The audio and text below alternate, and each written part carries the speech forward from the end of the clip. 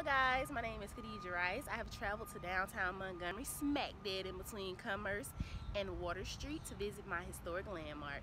The landmark of my choosing was the domestic slave trade. Beginning in the 17th century, millions of African people were kidnapped, sold into slavery, and shipped to the Americas as part of the transatlantic slave trade.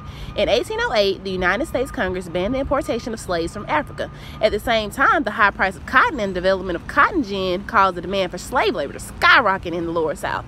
The domestic slave trade was created to meet the demand. Over the next 50 years, slave traders forcibly transferred hundreds of thousands of slaves from the upper South to Alabama and the lower South.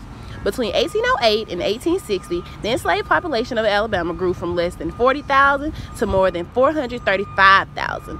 Alabama had one of the largest slave populations in America at the start of the Civil War. Following the termination of slavery, it brought many controversies. The first controversy was between the North and the South. The North was ready to do away with slavery, all while the upper and lower South still wanted to have it. Another controversy was between the slaves and their masters. The masters went about breaking up families, even when he promised he wouldn't for a quick buck. I think everyone should visit here because it's a lot of history downtown. We have our train shed. Slaves are actually imported here. We have our riverfront where they use steamboats to get our slaves.